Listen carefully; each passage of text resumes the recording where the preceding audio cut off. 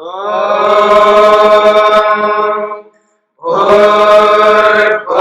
स्वः तत्सवितुर्वरेण्यं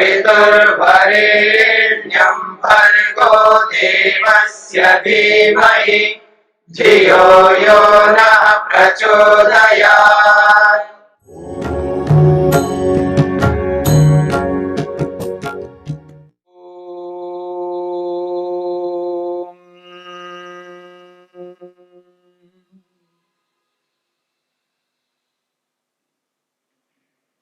योग को न होने देने वाले जो बाधक तत्व हैं उनकी चर्चा हमने समाधि पाद के 30वें सूत्र में की है।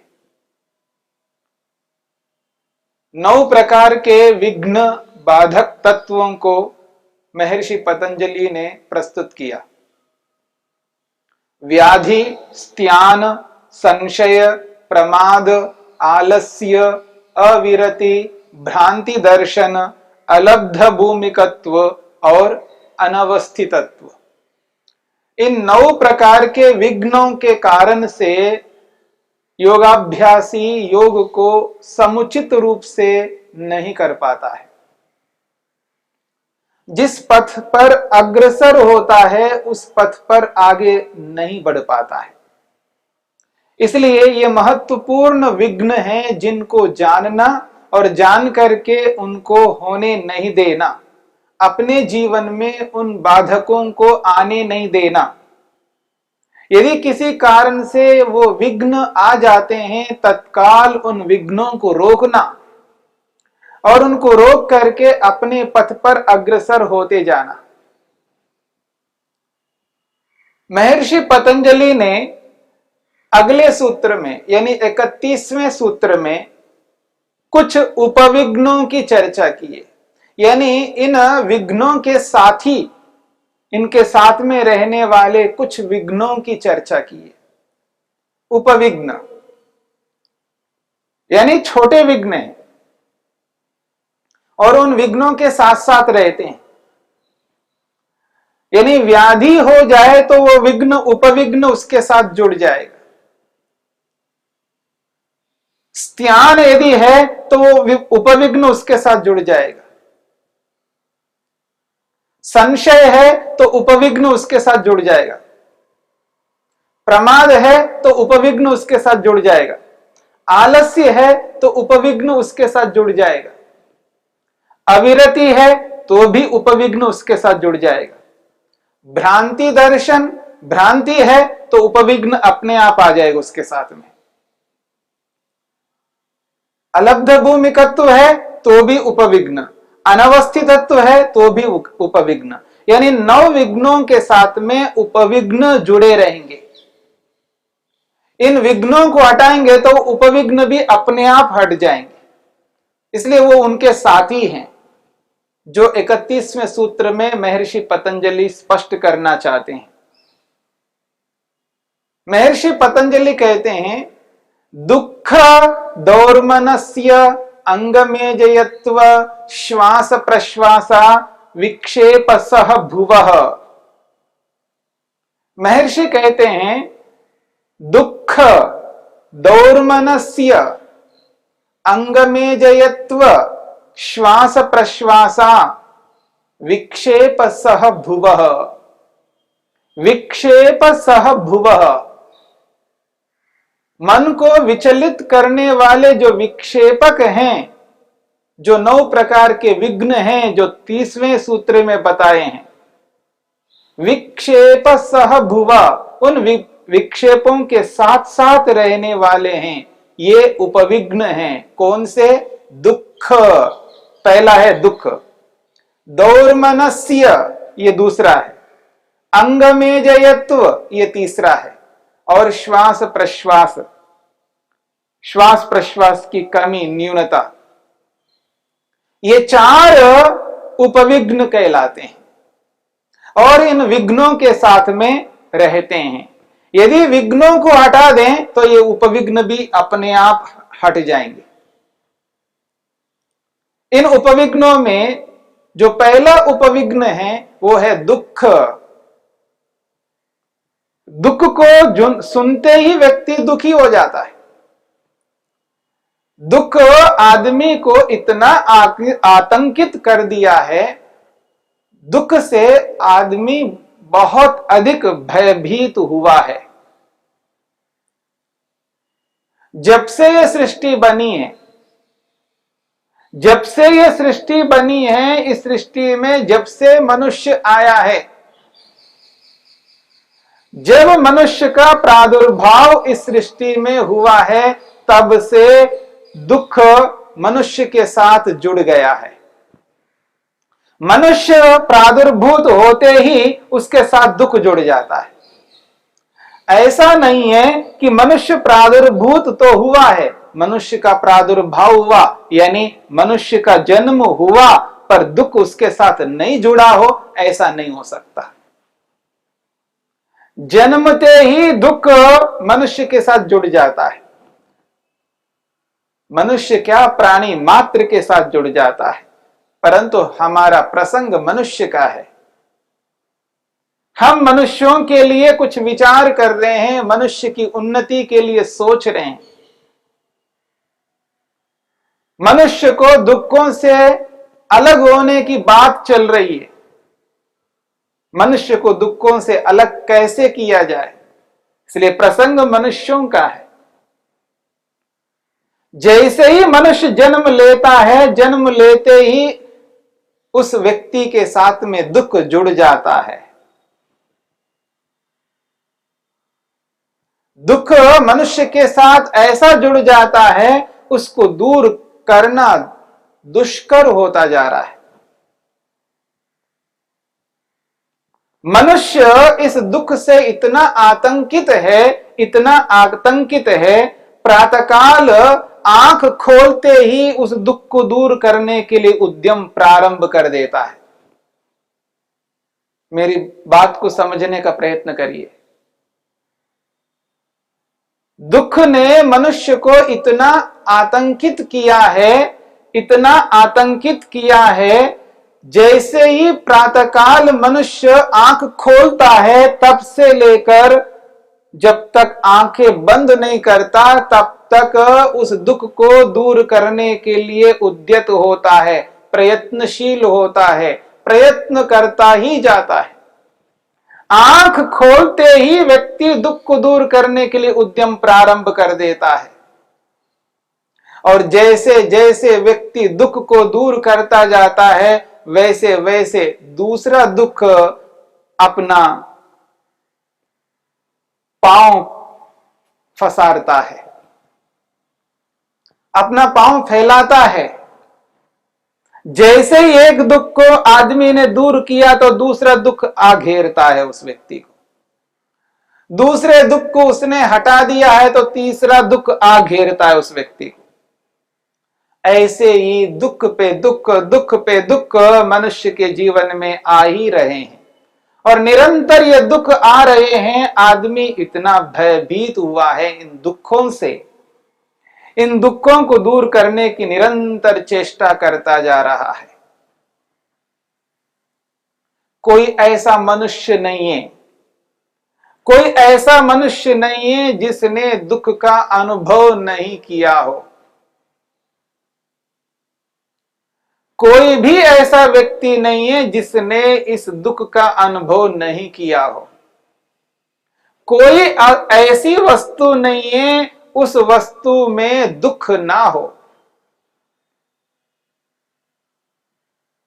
ईश्वर को छोड़ दीजिएगा, ईश्वर में तो दुख नहीं है। ईश्वर को हटा करके देखेंगे तो कोई ऐसी वस्तु नहीं है जहां पर दुख ना हो। इस दुख ने प्रत्येक वस्तु में अपना स्थान बना लिया। मेरी बात को समझने का प्रयत्न करना। कोई ऐसी वस्तु नहीं है जहां दुख ना हो। इस दुख ने प्रत्येक वस्तु में अपना स्थान सुनिश्चित कर लिया है। ऐसा व्यापक हो गया है ये दुख, प्रत्येक वस्तु में अपना स्थान बनाया हुआ है। कोई ऐसी वस्तु चीज नहीं है जहां पर दुख विद्यमान ना हो। सर्वत्र फैल करके विद्यमान है। और इस दुख के कारण मनुष्य अशांत है, अतृप्त है, असंतुष्ट है, अप्रसन्न है, परतंत्र है। इस दुख ने मनुष्य को परतंत्र बना दिया, असंतुष्ट बना दिया। और यह जो दुख है, यह दुख मनुष्य को ऐसा पीड़ित करता जा रहा है, इस दुख को दूर करने की चेष्टा निरंतर मनुष्य करता जा रहा है।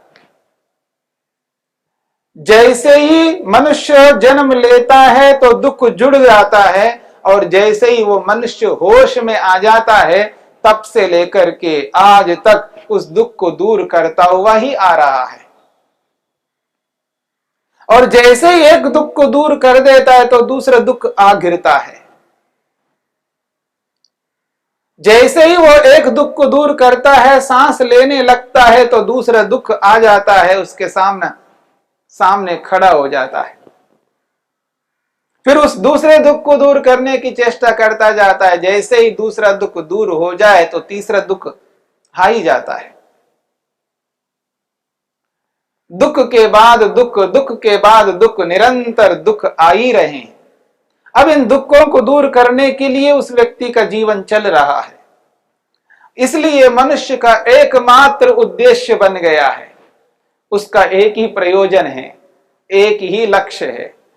जिस किसी भी रीति से एन केन प्रकारेण, जैसा भी करूं, पर इन दुखों को मैं दूर करूं। इन दुखों को दूर करने के लिए ही निरंतर उद्यम, मेहनत, पुरुषार्थ करता जा रहा है व्यक्ति। बस उसका एकमात्र लक्ष्य बना हुआ है, इस दुख को दूर करना है। किसी भी प्रकार का दुख मेरे को ना मिले। इन सारे दुखों को दूर करने के लिए ही उसका उद्यम निरंतर चल रहा है। दुनिया में कोई ऐसा व्यक्ति नहीं है जिसने दुख का अनुभव नहीं किया हो। अर्थात कोई ऐसा व्यक्ति नहीं है जिसने दुख का साक्षात्कार नहीं किया हो, दुख का प्रत्यक्ष नहीं किया हो, दुख की अनुभूति नहीं किया हो। दुख का एहसास मनुष्य को ना हो, ऐसा नहीं हो सकता। प्रत्येक मनुष्य को दुख का एहसास है, अनुभव है, उसने दुख को साक्षात किया है। हां, कोई कोमा में पड़ गया हो, बेहोशी में रहता हो, उसे दुख नहीं हो रहा है, लेकिन बेहोशी से पहले, कोमा से जब पहले व्यक्ति ठीक ठाक था, हम लोगों के समान था, उस समय उसने दुख का अनुभव किया। आज कोमा में है, आज बेहोश है, पर उससे पहले तो दुख का उसने भी अनुभव किया है। कोई ऐसा व्यक्ति नहीं है जिसको दुख के बारे में बोध ना हो, जानकारी ना हो। सभी ने दुख का अनुभव किया, सभी के साथ दुख जुड़ा हुआ है। हां, किसी के साथ कम दुख हो सकता है, किसी के साथ अधिक दुख हो सकता है, लेकिन ऐसा कोई व्यक्ति नहीं है जिसके साथ दुख जुड़ा हुआ ही ना हो और उसने दुख का अनुभव ही ना किया हो। ऐसा कोई मनुष्य हो नहीं सकता। शरीर में आया है, शरीर धारण किया है, जिसने जन्म लिया है उसको दुख हुआ है, दुख होगा, वो दुख से बच नहीं सकता। फिर भी कोई ये पूछे दुख किसे कहते हैं, दुख क्या होता है, दुख को कैसे समझें, दुख की क्या परिभाषा है। यद्यपि दुख को सभी लोग अनुभव करते हैं, फिर भी अगर कोई पूछे कि दुख किसे कहते हैं, दुख की क्या परिभाषा है, दुख को कैसे बताया जा सकता है, इसके लिए महर्षि वेदव्यास ने सुंदर शब्दों में सरल परिभाषा दी। महर्षि वेदव्यास कहते हैं, येन अभिहताः प्राणिनः तद उपघाताय प्रयतन्ते तद दुःखम। बहुत सरल शब्दों में स्पष्ट करने का प्रयास किया। महर्षि वेदव्यास कहते हैं येन अभिहताः प्राणिनः तद उपघाताय प्रयतन्ते तद दुःखम। दुःखमिति किम, दुख किसे कहते हैं? महर्षि कहते हैं येन अभिहताः प्राणिनः, प्राणिनः मनुष्य, क्योंकि हमारा प्रसंग मनुष्य का है। प्राणिनः जो मनुष्य, येन अभिहताः जिससे पीड़ित होकर, जिससे पीड़ित होकर, तद उपघाताय उस पीड़ा को नष्ट करने के लिए, जिससे पीड़ित होकर मनुष्य परेशान होकर तद उपघाताय उसके नाश के लिए प्रयतन्ते यत्न करते हैं, उद्यम करते हैं, तद दुःखम उसको दुख कहते हैं। जिससे आतंकित होकर के, जिससे पीड़ित होकर के, जिससे परेशान होकर के, जिससे क्लेशित होकर के उसको नाश करना चाहता है, जिससे क्लेशित हो रहा है, जिससे पीड़ित हो रहा है, तद उपघाताय उसको नष्ट करने के लिए, उसको दूर करने के लिए, उसको समाप्त करने के लिए जब मनुष्य यत्न करता है, प्रयत्न करता है, जिसका नाश करना चाहता है, जो नाश होने वाला है, जिसको नाश करना चाहता है, तद दुःखम उसी को दुख कहते हैं। बहुत सरल परिभाषा में महर्षि वेदव्यास ने दुख को स्पष्ट किया है। येन अभिहताः प्राणिनः, जिससे पीड़ित होकर प्राणी, जिससे आतंकित होकर प्राणी, जिससे क्लेशित होकर के प्राणी, जिससे परेशान होकर के प्राणी, तद उपघाताय उसके नाश के लिए, उसके समाप्ति के लिए, उसको नष्ट करने के लिए प्रयतन्ते यत्न करते हैं, पुरुषार्थ करते हैं, उद्यम करते हैं, तद दुःखम उसी को दुख कहते हैं। यह है दुख। दुख सुनते ही व्यक्ति बहुत दुखी हो जाता है। दुख एक ऐसा भयावह है, व्यक्ति परेशान होता है, उससे बेचैन हो जाता है। ऐसे दुख को दूर किए बिना व्यक्ति शांत कैसे हो सकता है, तृप्त कैसे हो सकता है, संतुष्ट कैसे हो सकता है, भय रहित कैसे हो सकता है, अपने आप को स्वतंत्र कैसे अनुभव कर पाएगा? जब तक दुख है तब तक व्यक्ति शांत नहीं हो सकता, प्रसन्न नहीं हो सकता, तृप्त नहीं हो सकता और अपने आप को स्वतंत्र एहसास कभी नहीं कर सकता। ऐसी स्थिति में इस दुख को जानना और इस दुख को दूर करना हम सब मनुष्यों का कर्तव्य है।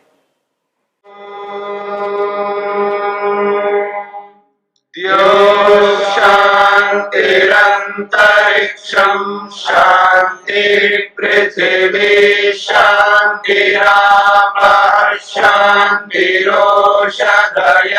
शांतिः वनस्पतयः शांतिर्विश्वे देवाः शांतिर्ब्रह्म शांति सर्वं शांति शांतिरेव शांति क्षमा शांतिरेधि। ओम शांति शांति शांति।